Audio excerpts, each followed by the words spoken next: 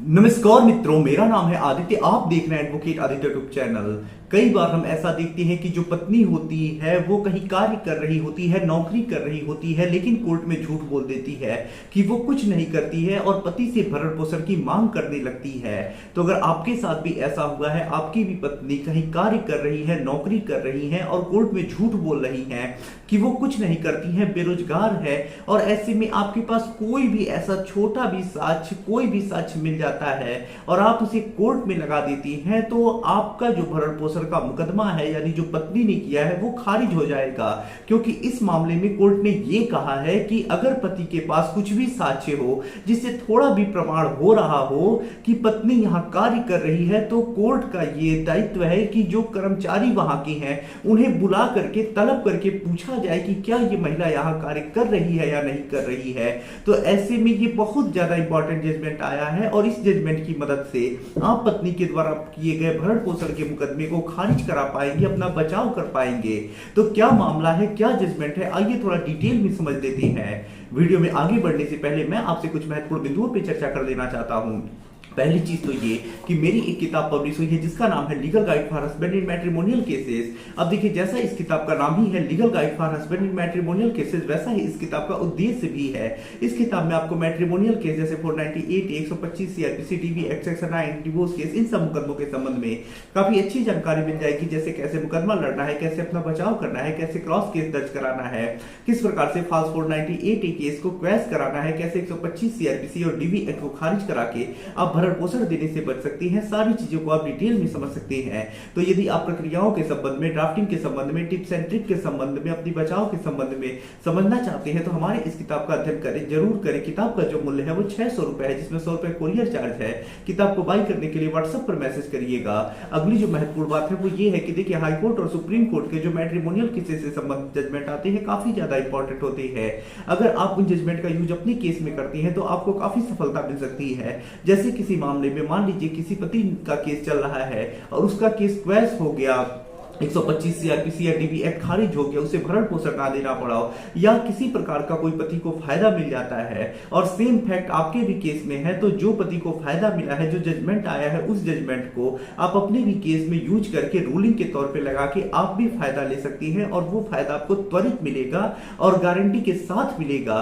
तो ऐसे में आप लैंडमार्क और लेटेस्ट जो मैट्रिमोनियल केसेस से संबंधित जजमेंट है उनसे पढ़ना चाहते हैं, उससे अपडेट रहना चाहते हैं, अपने केस में यूज करके फायदा लेना चाहते हैं, तो आपको हमारे ग्रुप में बहुत सारे मैट्रिमोनियल केसेस से संबंधित जजमेंट मिलेंगे। जैसे आज मैं जिस जजमेंट के बारे में आपको बताऊंगा, उस जजमेंट की कॉपी भी अगर आप चाहते हैं तो हमारे ग्रुप में मिल जाएगा।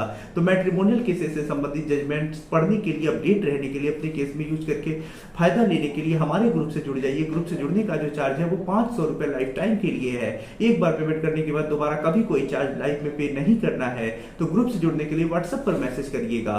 अब आइए अपने महत्वपूर्ण जजमेंट के ऊपर हम आते हैं। तो देखिए, इस मामले में जो कोर्ट है उसने ये कहा है कि अगर पति कुछ भी साक्ष्य देता है जिससे प्रमाण हो रहा हो कि पत्नी यहाँ कार्य कर रही है, चाहे पति जो प्रमाण दे रहा हो प्रमाणित प्रति हो या अप्रमाणित प्रति, तो ऐसे में कोर्ट चाहे तो पति जो साक्ष्य दे रहा है, जहां जिस जगह का साक्ष्य दे रहा है कि पत्नी यहाँ कार्य कर रही है, वहां के कर्मचारी को तलब करके बुला करके पूछ सकता है कि क्या ये महिला यहाँ कार्य करती है या नहीं करती है, और अगर वो महिला वहां कार्य कर रही है, कमाने में सक्षम है, तो उसे भरण पोषण नहीं मिलना चाहिए।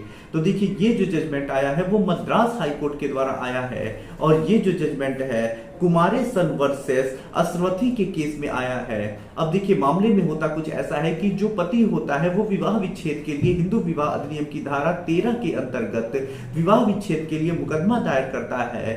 उसके बाद पत्नी जब उसमें हाजिर होती है तो वो भी हिंदू विवाह अधिनियम की धारा 24 यानी 24 ऑफ हिंदू मैरिज एक्ट के तहत भरण पोषण के लिए उसी विवाह विच्छेद के मुकदमे में आवेदन कर देती है। उसके बाद जो कोर्ट होता है पत्नी के पक्ष में ऑर्डर करता है और भरण पोषण देने का आदेश पति को कर देता है।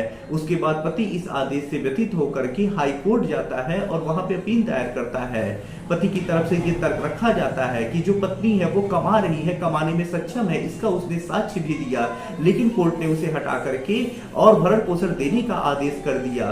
पत्नी हाजिर नहीं होती है हाई कोर्ट में। उसके बाद देखिए, जो हाई कोर्ट होता है वो पूरे मामले का गहन अध्ययन करता है, है, मामले को देखता है, कोर्ट वहां इसमें ये पाता है कि वास्तव में जो पति है वो साक्ष्य भी दिया है कि पत्नी यहाँ कार्य कर रही है और उसे वेतन भी मिल रहा है, लेकिन कोर्ट ने उस चीज को ये कह के रिजेक्ट कर दिया है कि पति ने जीरोक्स कॉपी दी है, फोटो कॉपी दी है, कोई प्रमाणित प्रति नहीं दी है। तो ऐसे में कोर्ट ये कहता है कि अगर निचली अदालत चाहे तो पति जो साक्ष्य दे रहा है उसके आधार पे जो पति यहाँ का साक्ष्य दे रहा है वहां के कर्मचारी को तलब करके बुला करके और ये पूछ सकता है कि क्या ये महिला यहाँ कार्य कर रही है या नहीं कर रही है। कोर्ट के पास ये पावर है और कोर्ट बुला भी सकता है। साथ ही साथ जो पत्नी है वो वास्तव में यहाँ हाईकोर्ट उसे बुलाया गया है तो हाजिर नहीं हो रही है। इससे ये प्रतीत हो रहा है कि जो पत्नी है वास्तव में अपने काम के संबंध में हाईकोर्ट में बताना नहीं चाहती है, इस चीज को छुपा रही है, इसीलिए वो हाजिर नहीं हो रही है। तो जो यहाँ साक्ष्य दिया गया है, जो फैक्ट है, जो परिस्थितियां हैं, उनसे ये साबित हो रहा है कि पति वास्तव में जो बोल रहा है सही बोल रहा है, लेकिन उसके पास प्रमाण नहीं है। ऐसे में जो आदेश हुआ है वो सही नहीं है और पुनः निचली अदालत को आदेश दिया जाता है कि वो पुनः इस पे विचार करे और पति को एक मौका दिया जाता है कि पुनः वो साक्ष्य जुटाए और निचली अदालत में पेश करे। और यदि ये साबित हो जाता है कि पत्नी कमा रही है तो पत्नी को भरण पोषण नहीं मिलना चाहिए और उसका भरण पोषण का आवेदन खारिज कर दे। तो ऐसे में इस मामले में दो महत्वपूर्ण चीजें निकल के आई हैं। अगर मान लीजिए आपकी पत्नी कहीं कार्य कर रही है, कमा रही है, आपके पास कोई पुख्ता सबूत नहीं है, लेकिन हल्का फुल्का कोई भी साक्ष्य है, तो आप चाहे तो उस साक्ष्य को कोर्ट में लगा करके, इस जजमेंट को लगा करके ये कोर्ट में कह सकते हैं कि इस जगह इस कर्मचारी को कोर्ट तलब करे और पूछे कि क्या ये महिला यहाँ कार्य करती है या नहीं करती है। कोर्ट के पास ये पावर है कि वो विचारण के दौरान तलब करके पूछ सकता है और इस जजमेंट को आप लगाएंगे तो आपको सफलता जरूर मिलेगा। साथ ही साथ अगर आपकी पत्नी कमाने में सक्षम है तो जैसा इस आवेदन, इस जजमेंट में कहा गया है कि कमाने में सक्षम अगर महिला है तो उसे भरण पोषण नहीं मिलना चाहिए, तो ऐसे में अगर आप ये चीज साबित करते हैं, ये जजमेंट लगाती हैं, तो आपकी पत्नी अगर कमा रही है, कमाने में सक्षम है, तो उन्हें भरण पोषण नहीं मिलेगा। अगर आप इस जजमेंट की कॉपी प्राप्त करना चाहते हैं तो हमारे ग्रुप से जुड़ जाइएगा। हमारे ग्रुप में आपको इस जजमेंट का पीडीएफ मिल जाएगा, अपने केस में यूज करिएगा, आपको सफलता जरूर मिलेगा। आशा कर रहा हूँ ये जजमेंट और जानकारी आपको काफी ज्यादा पसंद आई होगी।